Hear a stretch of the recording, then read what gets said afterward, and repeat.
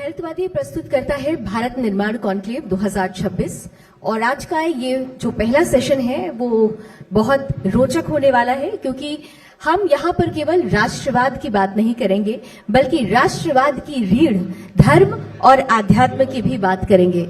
और जब हम धर्म और आध्यात्म की बात करते हैं तो हमारे साथ इस वक्त मंच पर एक ऐसे पूज्य संत हमारे बीच हैं जिनके लिए ये कहा जा सकता है कि आपने अबूझमाड़ जैसे क्षेत्रों में जहां पर नक्सलवाद पूरी तरीके से फैला हुआ था उस इलाके में जाकर उन परिस्थितियों को जानते समझते हुए वहां पर एक बदलाव की नींव कैसे रखी, इसे आज हम महाराज जी से समझने की कोशिश करेंगे। तालियों के साथ स्वागत करते हैं मातंगी धाम पीठाधीश्वर परम पूजनीय संत श्री डॉक्टर प्रेमा साईं महाराज जी का। महाराज जी बहुत बहुत स्वागत है। और वैसे तो हमारी और आपकी मुलाकात छत्तीसगढ़ में हो चुकी है, लेकिन जब मैं छत्तीसगढ़ कहती हूँ तो सबसे पहला जो शब्द हमारे मन में आता है वो आता है नक्सलवाद। लेकिन ये हमारे लिए, हमारे देश के लोगों के लिए सौभाग्य की बात है कि 31 मार्च 2026 हमारा देश नक्सल मुक्त हो चुका है और छत्तीसगढ़ का वो अबूझमाड़ भी, वो पहेली भी अब सुलझ चुकी है जो सबसे बड़ी चुनौती थी। इस पूरी प्रक्रिया में आपने क्योंकि उन इलाकों का दौरा किया, वहां पर धर्म और आध्यात्म की रीढ़ को मजबूत किया, उस वक्त का बस्तर, उस वक्त का अबूझमाड़ और आज की परिस्थिति, क्या अंतर देखते हैं? देखिए, बस्तर मेरे लिए केवल एक क्षेत्र नहीं है। बस्तर एक आस्था की भूमि है, संस्कृति की भूमि है, वनवासी गौरव की भूमि है। बस्तर मां प्रकृति के गोद में बसा हुआ एक पवित्र प्रदेश है। और जब पहले बस्तर का नाम निकलता था तो लोगों के मन में भय, नक्सलवाद, बंदूक और असुरक्षा का भाव आता था। और नक्सलवाद के कारण वहां पर जो है बच्चे शिक्षा से दूर रहे, स्वास्थ्य सुविधाएं लोगों तक नहीं पहुंची, सड़कें लोगों तक नहीं पहुंची वहां पर, और भय के वातावरण में परिवार रहा।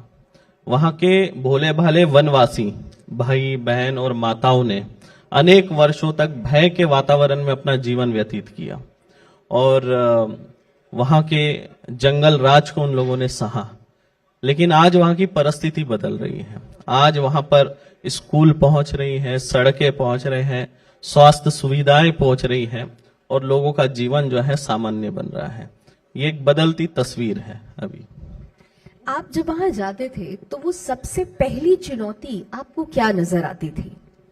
सबसे बड़ी चुनौती वहां पर ये थी, एक तो वहां की भाषा अलग थी, उसके अलावा वहां पर जो है वहां के वनवासी जो हमारे भाई बहन माताएं रहती थी, उनका जीवन जो है रहती थी, उनका जीवन जो है रहती थी, उनका जीवन जो है रहती थी, उनका जीवन जो है रहती थी, उनका जीवन जो है उन तक हमारी पहुंच बनाई, लोगों से हम मिले और उन्हें हमने जो है एक विश्वास दिलाया कि आप अकेले नहीं हैं, आपके साथ जो है पूरा देश खड़ा है, आपके साथ हमारे देश के प्रधानमंत्री श्री नरेंद्र मोदी जी खड़े हैं, आपके साथ हमारे देश के गृह मंत्री श्री अमित शाह जी खड़े हैं, हमारे राज्य के मुख्यमंत्री खड़े हैं, पूरा संत समाज आपके साथ खड़ा है, ईश्वर आपके साथ खड़ा है, तो आपको भयभीत होने की आवश्यकता नहीं है। इस तरह से हम उन लोगों से जुड़ते गए और उनके अंदर विश्वास जगाते गए। नमस्कार महाराज जी। आपने धर्मांतरण की बात करी बस्तर में, लेकिन बस्तर में ये भावना भी फैलाई जा रही है कि वहाँ के जो वनवासी हैं वो हिंदू नहीं हैं और लोग इस बात को मान भी रहे हैं, तो आपका क्या कहना है इस पर? देखिए, ये एक सबसे ज्यादा गंभीर विषय है क्योंकि आदिवासी समाज को हिंदू समाज से और सनातन संस्कृति से जो है विभाजन करने का प्रयास किया जा रहा है, जो कि ये बहुत दुख की बात है। क्योंकि अगर हम बस्तर की परंपरा को और वहां की संस्कृति को अगर हम देखेंगे तो वे प्रकृति की पूजा करते हैं, मातृशक्ति की पूजन करते हैं, कुल देवी देवता का पूजन करते हैं, ग्राम देवता का पूजन करते हैं, अपने पुरखों की जो सभ्यता है उसका वो सम्मान करते हैं और अपने देवी देवताओं के प्रति जो है गहरी आस्था रखते हैं। यही तो सनातन संस्कृति है। लेकिन जो लोग इस तरह का विभाजन करने वाला कार्य कर रहे हैं वो सच में दुखदायी है और समाज को खोखला और कमजोर करने वाला वो लोग कार्य कर रहे हैं। तो ऐसी परिस्थिति में जब आपका दिव्य दरबार वहां लगता था और ये जो मूल चुनौती थी कि हिंदू समाज से उन्हें अलग समझ लेना, जी। आप किस तरह से उनको समझाते थे, या ये बात क्या उन्हें कैसे समझ में आई कि हमें अलग काटने की कोशिश की जा रही है? देखिए, सबसे पहले तो जहां भय होता है वहां सबसे ज्यादा आस्था और विश्वास की आवश्यकता पड़ती है, और इसलिए जो है हम उन लोगों तक पहुंचे और उन्हें हमने विश्वास दिलाया कि हम आपके साथ हैं और आपको किसी से डरने की आवश्यकता नहीं है। हमने उनके लिए जो है दिव्य दरबार लगाया, साथ में आयुर्वेदिक औषधि कैंप लगाए, समय समय पर उनसे भेंट करते रहे।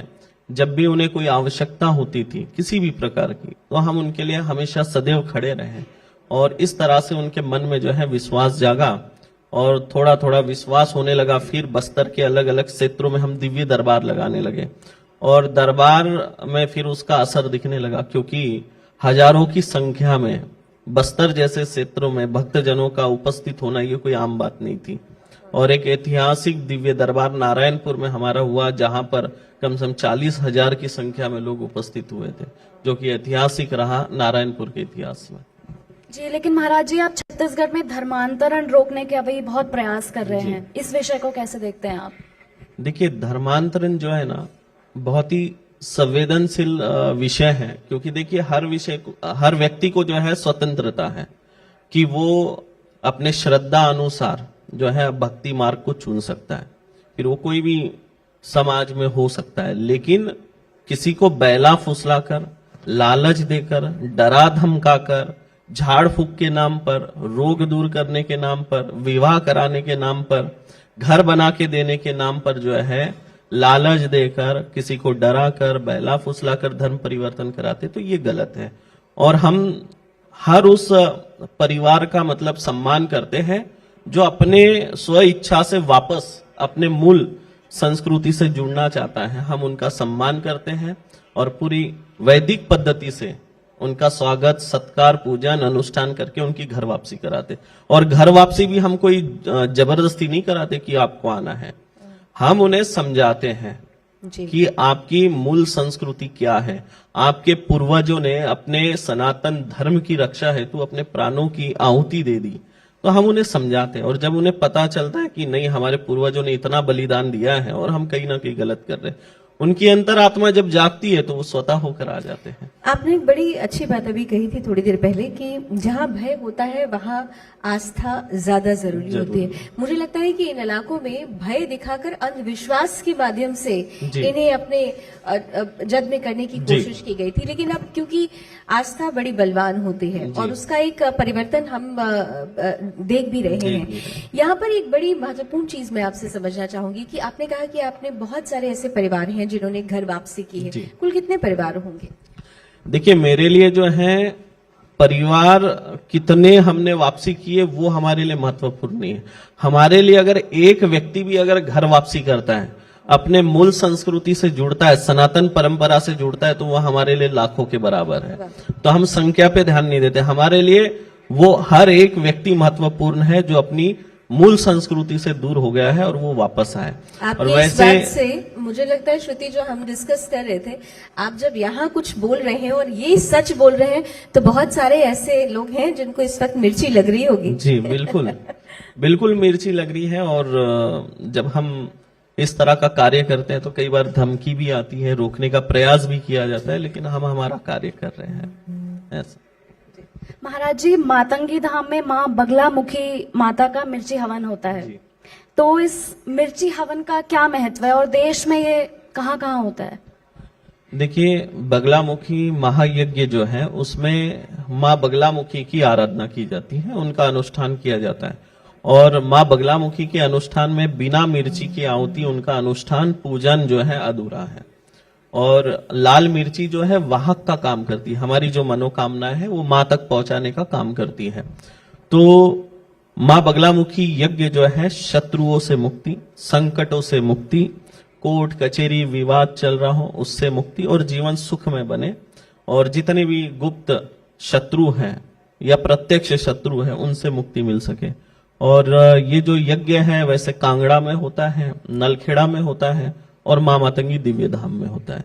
लेकिन माँ मातंगी दिव्य धाम बाकी तीर्थ स्थान से इसलिए अलग है क्योंकि यहाँ पर पूरा लाल मिर्ची का ही उपयोग किया जाता है। बाकी जगह पे थोड़ी सी लाल मिर्ची और हवन सामग्री का उपयोग किया जाता है, लेकिन मातंगी धाम में पूर्णतः लाल मिर्ची का हवन होता है। ये तो वर्ल्ड रिकॉर्ड भी है। हाँ, आपके इसका नाम हमने में। वर्ल्ड रिकॉर्ड भी बनाया था, 11 टन सूखी लाल मिर्ची की आहुति डालने का, और वो 3 दिन लगातार अखंड यज्ञ चला था। जी महाराज जी, हम बातों का सिलसिला आगे बढ़ाएं, लेकिन उससे पहले क्योंकि सभागार में बैठे हुए बहुत सारे लोग हैं जिनकी पर्चियां आज क्या खुलेंगे, क्योंकि पर्ची? हमारे दर्शकों को हम बता दें और सभागार में जो उपस्थित अतिथि हैं उनको भी बता देते हैं कि महाराज जी ये भी बता सकते हैं कि आपके पॉकेट में कितने का नोट रखा है और उसका नंबर क्या है। तो आज आप में से कोई इंटरेस्टेड है? आप में से, हाँ प्लीज माइक दीजिए प्लीज। आज जो है दिव्य दरबार लगाने का विषय नहीं है जी, लेकिन मुझे ऐसा लगता है कि ये जो माध्यम है, ये माध्यम बहुत कुछ पहुंचाता है, क्योंकि दिव्य दरबार ने बहुत सारी जो भ्रांतियां थी उन्हें भी तोड़ा है। जी। नहीं, आज कैसा है, दिव्य दरबार जो है जब लगाना होता है तो उससे पहले माँ का पूजन अनुष्ठान करके आना होता है। तो आज बहुत घाई गड़बड़ में यहाँ पहुंचा हूँ। महाराज जी, माँ कोत्रवई की स्थापना मातंगी धाम में होने जा रही है, तो माता का क्या महत्व है? देखिए, माँ कोत्रावी जो है आज से 2000 वर्ष पूर्व उनका पूजन किया जाता था, और तमिल क्षेत्र में जो है इनका पूजन अनुष्ठान होता था, और एक शक्तिशाली ये शक्ति थी। और चोल साम्राज्य के राजा भी जो हैं जब युद्ध पे जाते थे तो इनका पूजन किए बगैर नहीं जाते थे।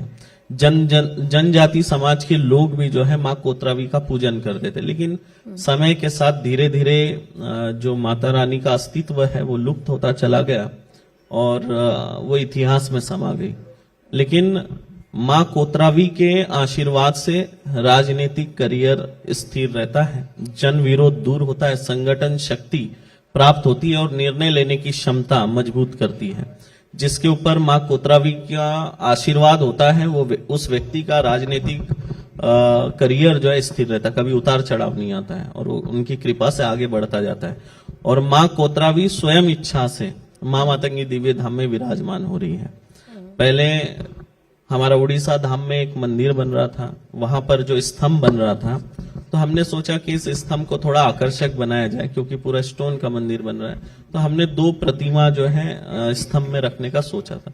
तो ऐसे गूगल में सर्च करते करते हमने 2 तस्वीर को सिलेक्ट किया, लेकिन वो जो पिलर है वो गलती से मूर्तिकार ने गलत बना दिया, मतलब पिलर को कमजोर कर दिया, मूर्ति को पिलर के अंदर उकेरित कर दिया, तो वो मंदिर का वेट नहीं उठा सकता था। तो इसलिए फिर हमने उसको रिजेक्ट किया। फिर हमने सोचा कि चलो दूसरा स्तंभ बनाएंगे और इसको रायपुर धाम में रख देंगे। और जब मूर्ति विग्रह जो है वो धाम में आई तो हमने सोचा इसका इतिहास निकाला जाए। तब तक हमें पता नहीं था माँ कोत्रावी कौन है, और जब हमने उनका इतिहास निकाला तो हम आश्चर्यचकित रह गए।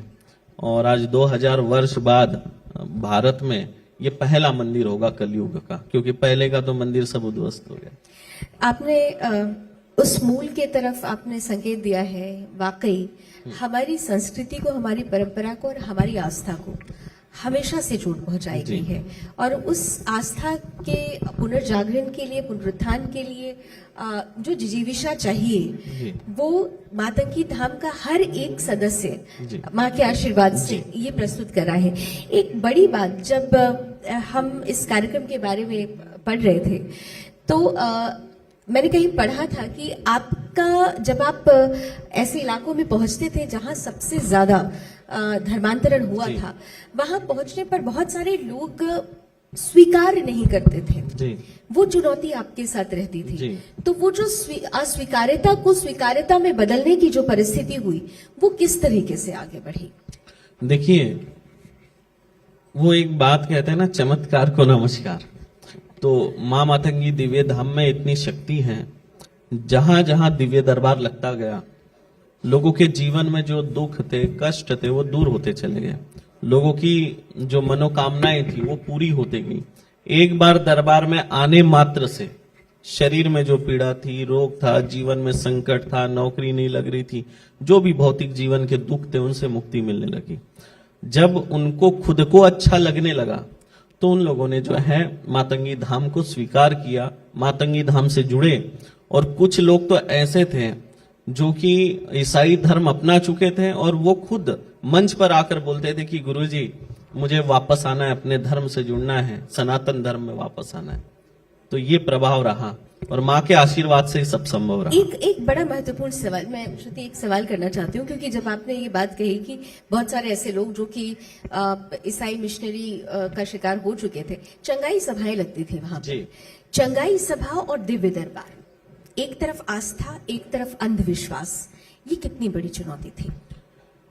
ऐसे समय में क्या होता है, षड्यंत्र होता है। मैं आपको एक उदाहरण बताना चाहता हूं कि नारायणपुर में जब मेरा दिव्य दरबार चल रहा था और वहां इतनी ज्यादा भीड़ आ चुकी थी कि मुझे 4 बार जो है स्थान बदलना पड़ा। पहले तो जिस हॉल में था उस हॉल को बदलना पड़ा क्योंकि पूरे सड़कों पे लोग थे।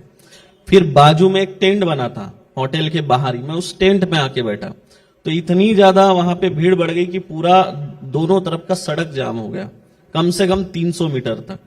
फिर मैं सड़क पे आके बैठा धूप में और लोग भी धूप में बैठे थे। वहां कोई टेंट नहीं था, कोई नीचे चटाई बिछाई नहीं थी, कुछ नहीं।